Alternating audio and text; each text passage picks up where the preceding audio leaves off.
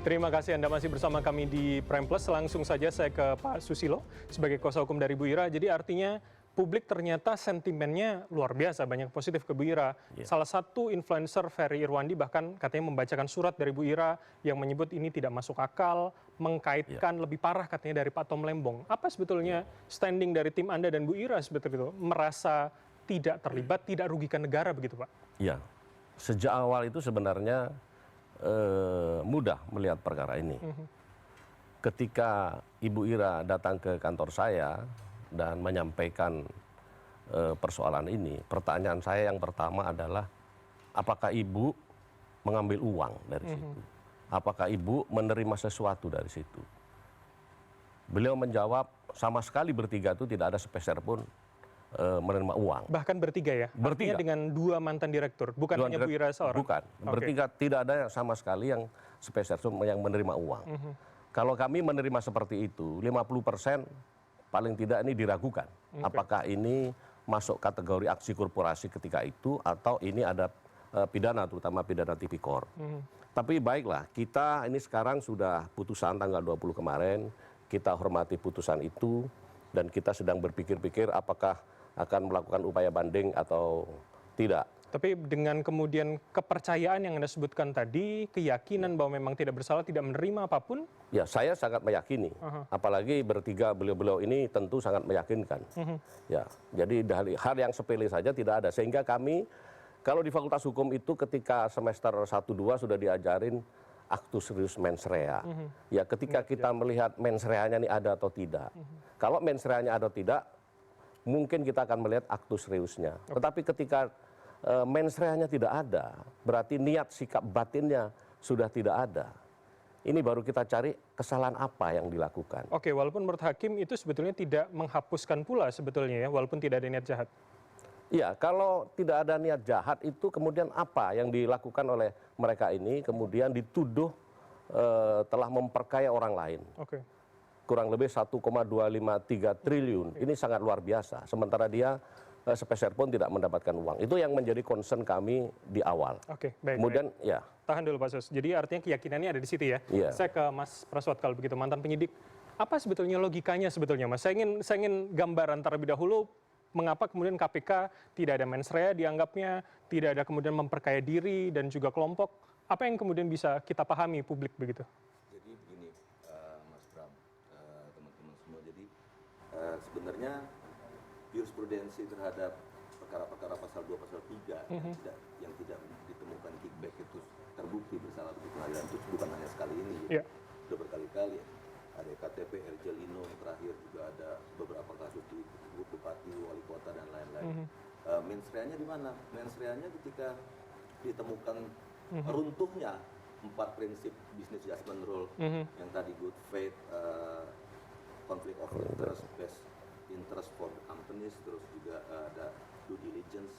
Kalau itu bisa dibuktikan bahwa kemudian well and weten, kalau bahasa Silo tadi, secara well and weten mengetahui dan menghendaki. Ketika runtuhnya misalnya teman-teman penyidik disalah sidangkan, ada kesaksian dari VP Finance dan Accounting terkait bahwa memang ada utang yang belum selesai. Kalau ada utang juga 600 miliar. Jadi teman-teman penyidik, logika awalnya itu dibangun waktu itu di KPK. Saat itu pertanyaannya sederhana, kalau memang kita butuh kapalnya, kenapa harus beli utangnya juga? I see. Oke. Logika frame berpikir yang dari pondasi itu kemudian dibangun piece by piece. Jadi adanya dampak yang merugikan itu yang kemudian dianggap masuk dalam logika itu tadi ya? Sampai bahkan di persidangan pun terbukti bahwa memang hutang-hutangnya JN itu sebegitu besar. Oke, baik. Tahan dulu. Oke, Mas Praswat, sepertinya ada gangguan audio di mic Anda. Mungkin nanti akan dibenari teman-teman kami. Saya ke Mas Aristo terlebih dahulu. Mas, secara hukum pidana, saya ingin kita masuk ke sana terlebih dahulu. Jadi batasannya setipis apa sebetulnya kalau kemudian ini dianggap tidak ada mens rea, tidak merugikan, tapi juga ini dianggap sebagai kebijakan bisnis? Oke, gini Mas Bram. Jadi pertama, ini kan ada pertentangan antara business judgment rule, keputusan bisnis dengan tindak pidana korupsi. Ya. Di Indonesia, pertentangan ini menjadi sangat tipis karena pertama, desain hukum tindak pidana korupsinya dulu, pasal 2 dan pasal 3. Itu unsurnya luas sekali ya. Ada melawan hukum, kemudian yang pasal 3 menyalahgunakan wewenang. Memang tidak disyaratkan bahwa kalau dia tidak menerima kickback, itu bukan tindak pidana korupsi. Artinya, tadi yang saya katakan, pasal ini berfungsi seperti memang pukat harimau. Nah, kalau dia berfungsi seperti pukat harimau, ya, dia itu bukan hanya bisa menangkap ikan, tapi juga ada potensi menangkap biota-biota laut yang sebenarnya berguna bagi ekosistem. Nah, itulah artinya mungkin ada kontroversi-kontroversi muncul seperti perkara Tom Lembong dan sekarang perkara mungkin Bu Ira. Nah, itu ada konsekuensinya. Nah, ketika itu diaplikasikan, maka business judgment rule ini dayanya itu menjadi sangat lemah. Karena gampang sekali ke kiri dan ke kanan. Mas Arsito, tahan dulu. Saya suka dengan analogi Anda soal pukat harimau. Tapi yang ini saya dalami adalah bagaimana kemudian menyaringnya. Ketika pukat harimau kita menangkap semua biota laut, tapi yang memilih biasanya adalah nelayannya. Mana yang ingin ditangkap. Nah, filter dalam pasal itu di mana? Itu persoalannya, filternya kemudian menjadi diskresioner, artinya ruang subjektivitas yang begitu besar, sehingga ketika ruang subjektivitas yang begitu besar, ada kemungkinan nanti disparitas soal pemidanaannya. Ada tafsir yang berbeda. Sudah pasti, misalnya lihat di perkara ini. Di perkara ini hakim ketuanya nih, bukan hakim anggota loh, hakim ketuanya dissenting opinion. Dan banyak perkara-perkara lain, betul tadi Mas Praswat mengatakan bahwa ini bukan pertama kali itu yang tidak dapat uang, tapi dipidana. Yes, betul. Nah, inilah yang terjadi, ya. Jadi tafsir soal niat jahatnya ini kemudian ditafsirkan berpindah dari sikap batiniah pelaku tadi menjadi prosesnya. Jadi artinya administrasi keputusan bisnis yang bodoh gitu sederhananya ya, itu bisa masuk juga tindak pidana korupsi karena desain pasalnya memungkinkan untuk itu. Atau kami atau saya sebagai awam bisa menganggap bahwa proses yang lalai, yang tidak taat itu masuk dalam kategori saat ini sebagai definisi korupsi. Bisa, buktinya realitanya bisa karena pasalnya memungkinkan untuk itu. Pasal 2 dan pasal 3. Makanya Mas, makanya di KUHP baru kita yang akan berlaku nanti 2 bulan lagi, pasal itu dipersempit di 600-an. Dan kemudian di pasal prinsip pemidanaan itu ditekankan bahwa dalam memidanakan orang harus dieksaminasi dulu mens reanya atau sikap batiniah dan tujuannya. Filternya di situ. Filternya di situ. Kalau pasal 2, pasal 3 sekarang kan memang seperti pukat harimau. Bahkan ya tahun 2006 Mahkamah Konstitusi membatalkan tuh soal tindakan melawan hukum secara material, artinya tidak berdasarkan aturan tertulis. Kita mengerti karena pasal 2, pasal 3 itu ketika disusun, bangsa Indonesia kan lagi marah kan, lagi emosi pada waktu itu. Sehingga dia desainlah pukat harimau. Nah persoalannya konsekuensi dari pukat harimau itu adalah bukan hanya ikan yang ditangkap, tapi biota-biota laut yang bisa merawat ekosistem laut itu juga tersaring, ya juga tertangkap. Nah, mungkin sekali lagi itu yang terjadi di perkara ini. Nah, kita lihat itu terjadi misalnya di perkara Tom Lembong, makanya Presiden intervensi terhadap penegakan hukum itu. Oke, saya ke Mas Danang kalau begitu. Jadi artinya saya ingin membandingkan, apakah kemudian ini bisa kita vis-a-viskan dengan kasus Pak Tom Lembong begitu kemudian?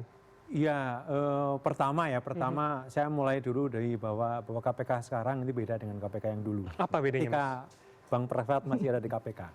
Jadi sejak revisi Undang-Undang KPK, inilah salah satu dampaknya bahwa KPK kehilangan independensi, kehilangan otonomi, sehingga kemudian KPK berada di bawah kontrol kekuasaan, pengaruh atau siapapun itu. Jadi maksud Anda kasus seperti ini ada intervensi di atas KPK? Saya tidak tahu persis, butuh pembuktian. Tetapi di KPK yang dulu tidak ada, hampir-hampir tidak ada yang seperti ini. Karena ini sangat aneh. Pertama, biasanya kan konstruksi hukumnya itu, pertama kan harus dibuktikan tadi niat jahatnya dulu mens reanya. Kalau ada niat jahatnya, ternyata kemudian dilakukan dengan melanggar hukum, baru kemudian ada kerugian negaranya. Ini terakhirnya. Ini dibalik sekarang nih. Ada kerugian negaranya dulu, mens reanya ya cari aja gitu kan. Dan nggak ketemu kemudian karena tidak ada kemudian manfaat yang diterima oleh ibu tadi itu, direktur ASDP ini. Ini yang kemudian menjadi pertanyaan. Kecuali kalau dia menerima sesuatu, diuntungkan. Atau seperti kata Mas Aristo, bahwa prosesnya tadi yang kemudian dianggap lalai, tidak sesuai prosedur itu yang masuk definisi tadi. Ya itu kan tadi, karena tidak ketemu mensernya, akhirnya dicari-cari. Ini yang kemudian kredibilitas KPK ini dipertanyakan. Bukan dipertanyakan lah. Memang KPK ini kan bukan KPK yang seperti yang dahulu, yang tidak punya independensi lagi, tidak ada otonomi lagi. Ini yang kemudian berdampak kepada ini. Dan kemudian lagi pasal 2 dan 3 ini kan kemarin sudah diungkap lagi sama seperti yang diungkap oleh Bang Chandra Hamzah di MK itu kan. Ini pasal sapu jagat. Nah, jadi siapapun bisa kena gitu. Bahkan pedagang pecel lele di pinggir jalan bisa kena karena menggunakan aset negara. Karena terlalu luas ya. Menggunakan aset negara semua pun bisa kena. Gitu. Semua bisa kena dengan pasal 2 dan 3 sehingga kemudian memang saatnya untuk direvisi kembali. Mengapa perlu direvisi? Karena politik hukumnya sudah berubah. Gitu. Jadi saya menggarisbawahi pendapat Bang Aristo itu kan awal-awal itu muncul pasal 2 dan 3. Ini politik hukumnya sudah bergeser. Politik hukumnya ini sekarang bukan lagi kemudian kita berada di bawah kekuasaan yang demokratis gitu ya. Saya malah khawatir kita mengarah kepada otoritarianisme. Dan di dalam negara-negara otoriter, pasal anti korupsi sangat efektif untuk membungkam mereka yang kritis. Jadi maksud Anda penindakan anti korupsi saat ini sudah mengarah ke sana? Oh, semua mengarah ke sana. Tom Lembong misalnya, dan ini saya nggak ngerti persis ya kaos ini di belakangnya siapa. Tetapi pasal-pasal ini akan makin banyak digunakan di bawah kekuasaan politik hukum seperti sekarang ini. Baik. Ini sebetulnya memang kita harus mengkonfirmasi. Kami pun sebenarnya sudah mencoba untuk mengundang pihak KPK untuk bisa bergabung, namun sayangnya tidak ada yang bisa dan tidak ada yang berkenan untuk bergabung. Saya ke Mas Praswat. Walaupun tadi sudah jelaskan sama Mas Danang, logikanya berbeda. Tapi saya ingin logika penyidikan begitu. Artinya kalau kemudian apakah proses, apakah kemudian tidak sesuai aturan, itu bisa masuk dalam definisi korupsi tadi, Mas Praswat. Yang pertama harus kita sadarkan juga dan diberi edukasi juga ke publik bahwa saat ini kickback itu sudah transformasi, Mas Bram. Jadi ada trading of influence, juga ada korupsi kebijakan. Mungkin Mas Danang lebih paham nih kalau kita ngomongin korupsi kebijakan. Jadi memang itu sudah semakin luas ya. Jadi saya kasih satu analogi. Misalnya ada satu pejabat yang diangkat oleh gerbongnya lah, gengnya lah, didukung dan disupport misalnya. Suatu saat nanti itu bentuk balas jasanya itu bukan hanya uang, bisa jadi adalah kebijakan yang berpihak kepada geng dan lain-lain seperti anggaplah proyek dan pengadaan begitu ya. Itu proyek pengadaan dan lain-lain. Nah, kembali ke kasus ASDP, apa sih yang membuat kemudian runtuhnya prinsip pertama business judgment rule yang kemudian kita sampaikan bahwa dari mens rea dan Whelan and Wetton-nya kita lihat dari KSU 2019, 2020, 2021 itu dibukakan jalur, dirubahlah, ada surat keputusan direksi KD namanya.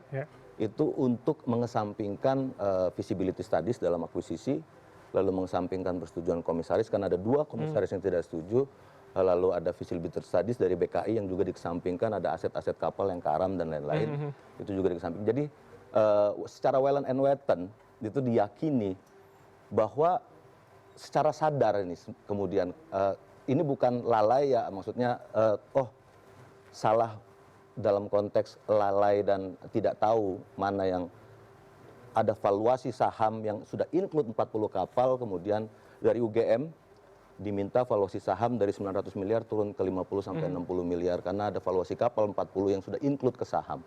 Tidak dipisahkan, lalu dipisahkan oleh teman-teman. Nah, kenapa itu semua bisa terjadi? Kenapa kok kita masuk ke prinsip yang nomor 2, due diligence di business judgment rule. Jadi kekayaan informasi atau kecukupan informasi melalui due diligence juga runtuh. Lalu masuk ke prinsip yang ketiga, best interest for the corporate itu juga runtuh. Kenapa? Karena ada utang 600 miliar yang juga diakuisisi. Kenapa tidak mengakuisisi kapalnya saja? Atau tidak usah utangnya. Mengapa kita tidak mengakuisisi izinnya saja?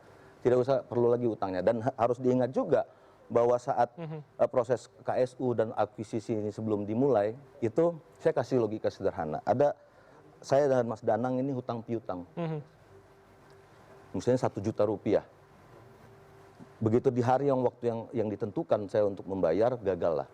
Gagal bayarlah JN ke ASDP berdasarkan VP Accounting and Finance di risalah sidang itu 133 miliar kegagalan bayar hutang. Ditambah lagi hutang-hutang dengan yang lainnya, pihak ketiga lainnya itu 600 miliar total. Pertanyaan dasarnya, mengapa tidak kemudian kita tagih hutangnya dan kita sita asetnya atau kapalnya, tetapi justru kita akuisisi korporasinya yang jelas-jelas sudah gagal bayar hutang dengan nilai 1,2 triliun. Jadi akhirnya logika menambah beban tadi itu yang dianggap merugikan. Hal-hal seperti ini kemudian itu menguatkan konstruksi pasal kerugian keuangan negara itu memang mens rea-nya itu memang sudah disusun dari sejak sebelum akuisisi. Oke, baik. Saya Ada selimut KSU di situ, ingat. Ada selimut KSU karena apa? Karena saat KSU itu diketok, itu KD-nya, keputusan direksi itu belum direvisi. Oke, saya dapat poin Anda. Jadi direvisi dulu, dirapihin dulu aturannya supaya tidak melawan hukum, ya sudah melawan hukum. Persetujuan komisaris tidak perlu, Pak Lalu kemudian menyampaikan. Jadi ada celahnya di situ ya maksud Anda? Dimasukkan, ya? dirapihin, terus itu langsung kemudian pada akhirnya tahun 2022 terjadilah akuisisi 1,2 triliun. Oke, Pak Susilo, apa tanggapan Anda sebenarnya dengan logika itu? Menarik sekali. Mungkin kalau dari kacamata KPK bisa seperti itu. Tapi itu semua sudah terbantahkan di persidangan dengan dokumen. Ya. Tapi saya perlu menyampaikan begini. Mens rea saya setuju bukan hanya soal penerimaan uang dan sebagainya. Tetapi kalau kita lihat ketika kita melakukan akuisisi itu ada 7 konsultan didampingi oleh BPKP dan juga didampingi oleh Jamdatun ketika itu. Jadi kalau ini masih dikatakan ada mens rea, agak bertanya buat saya. Jadi bukan proses yang terburu-buru, walaupun di sana disebut ada komisaris direksi yang tidak setuju? Oke. Sekali lagi, ini bukan soal beli kapal, tetapi ini akuisisi. Kalau akuisisi itu kan banyak, akuisisi saham itu kan ada sahamnya, ada asetnya, ada utangnya, tangible, intangible, semuanya ada masuk di situ. Jadi tidak berkepentingan untuk hanya kepada kapalnya, bukan. Tetapi PTJN ini adalah saingan PT ASDP ketika itu. Jadi kalau hanya membeli kapalnya, saya setuju, mungkin itu akan memilih kita. Tetapi ini ada trayeknya, kemudian ada persaingan marketnya di Indonesia. Nah ini semuanya dengan melakukan akuisisi, mereka akan terbeli. Berarti hutang itu mau tidak mau tidak mau mesti ikut. Di situ. Dan ini konsepnya kan B2B. Oke. Ya konsepnya B2B. Ya kalau misalkan yang jual, ya kalau hutangnya nggak diambil ya nggak usah akuisisi. Makanya tidak akan dilakukan. Jadi tidak mungkin meninggalkan hutangnya, kapalnya saja kemudian diakuisisi. Nggak mungkin karena ini akuisisi. Kita sudah kerjasama di awal itu gitu loh. Nah, kemudian yang kedua mengenai perubahan keputusan direksi. Ini yang bolak-balik salah ini ya. Kemarin di persidangan sudah jelas. Ibu Ira itu diangkat oleh Menteri BUMN itu bulan Desember 2017. Ya. Kemudian kenal dengan Pak Haji itu 2019. Sehingga bagaimana KD ini dirubah untuk kepentingan Pak Haji? Kan tidak mungkin. Jadi logikanya tidak masuk di situ. Ini tidak masuk dan ini semuanya terdokumentasi. Kemudian kedua, mengenai persetujuan komisaris. Nggak ada, ini semua setelah terjadi akuisisi, itu ada persetujuan komisaris. Termasuk RUPS juga ada. Jadi ini semua sudah terbantahkan. Ada 10 perbuatan melawan hukum yang dituduhkan dari KPK kepada Ibu Ira. Itu sudah terbantahkan semua dengan data. Oke, baik. Jadi ada persetujuan komisaris itu. Gitu. Dengan berkas yang kemudian ada di proses pengadilan ya? Oke, Mas Faslo, gitu. Singkat tanggapan Anda. Ya. Mungkin Pak Susilo bisa berbicara seperti itu, tapi kita baca risalah putusan sidang, hakim tetap mengakui bahwa unsur-unsur tersebut itu terbukti semuanya. Bahkan dissenting opinion ketua majelis pun lepas ya, bukan bebas, karena peristiwa pidananya tetap ada dan diakui. Gitu loh. Jadi fix ketiga hakim tersebut itu mengakui bahwa memang ada pidana di situ. Oh bukan, saya bisa luruskan. Silakan. Tidak ada pidana. Kalau Hakim Sunoto arahnya ke onslah, mungkin perbuatannya dijudulkan kurang optimal. Bukan pidana. Ada perbuatan yang kurang optimal. Ya karena kurang optimal itu niat jahatnya tidak ada, sehingga dia harus dilindungi dengan prinsip business judgment rule. Yang 4 hal jadi tadi maksud Anda perhitungan bisnisnya tidak sesuai dengan hitungan di awal? Bukan, kurang tidak maksimal tadi? Mungkin kalau dikatakan salah, itu karena kurang optimal mereka. Ya kurang optimal kemudian. Jadi bukan kesalahan pidana. Tetapi itu ada menyebabkan kerugian. Gitu loh. Kalau saya baca DO-nya Pak Sunoto itu gitu loh. Tapi ya putusan hakim tetap mengakui bahwa memang kerugian kayak semacam misalnya 1,2 triliun diakui putusan hakim, terus ada hutang yang 600 miliar juga diakui. Oh iya, ya. Cuman Memang ada dissenting opinion oleh ketua. ya ada hal yang tidak masuk akal kalau kita melihat perhitungan kerugian negara. ASDP ketika itu mengeluarkan uang senilai kurang lebih 1,272 triliun. Ya, kapal diperoleh, saham diperoleh, trayek, izin dan sebagainya diperoleh. Kemudian KPK di dalam tuntutannya uang pengganti yang dibebankan kepada swasta 1,253. Oke. Kurang lebih selisih itu kalau begitu saham ini dihargain cuma sekitar 19 miliar, 20 miliar. Ini nggak make sense menurut saya. Begitu. Oke, poinnya di situ ya. berarti. Iya. Oke. Nggak ada Pak Tangguh, valuasi nilai saham dan dari akuntan dari ahli di UGM itu menurunkan nilai sahamnya dari 900 miliar something ke sekitar 50-an miliar, dan kemudian juga kapal-kapal yang tadinya dinilai utuh semuanya 53 kapal, 52 kapal, itu 40-nya dipotong, yang 9 dan 8 itu dilihat oleh teman-teman BKI bahwa itu tidak layak untuk jalan dan tidak beroperasional. Nah ini Oke, jadi saya poin. pikir Ini agak keliru. perdebatan Ini keliru, seperti ini kan, keliru. saya pikir teman-teman PH punya perspektif yang berbeda, pasti teman-teman penyidik pasti. Ya bukan, ini soal fakta. Oke. Karena Bapak-bapak. BKI tidak menyatakan ini tidak bisa dibeli, tidak. Ya. BKI ini hanya memaparkan kondisinya seperti ini, tapi ini bisa diperbaiki. Oke. Nyatanya semuanya Walaupun ada 9 laut. atau 8 Iya. yang Dan tidak biaya yang paling sesuai. penting itu 500 miliar Pak Susilo. Ya, ini yang paling penting itu semua kapal 53 itu laik laut gitu loh. Oke, Ini walaupun kan yang dia menjadi kapal dasar. 500. Biaya dockingnya itu 500 miliar untuk dia menjadi layak, dari yang karam ada yang kebakaran dan lain-lain. Dan itu dianggap poin yang kemudian merugikan menurut Anda? Ya karena sebenarnya kan ini alat-alat bukti ini sudah digelar di persidangan ya Pak. Iya, iya, iya. Jadi kalau kita lakukan eksaminasi ulang di TV, saya Oke, pikir oke. ya mungkin ya biarkanlah misalnya perbedaan itu menjadi perspektif. Oh iya, kita tetap hormati putusan itu. Ya. Teman-teman penyidik pastinya juga punya konstruksi berpikir yang saya coba untuk menjelaskan konstruksinya baik secara teori maupun secara pasal, unsur pasal. Oke, poinnya ada di situ ya. Oke, tahan dulu Bapak sekalian karena kita harus jeda. Kita akan kembali usai jeda sejenak, tetaplah bersama kami di Prime Plus.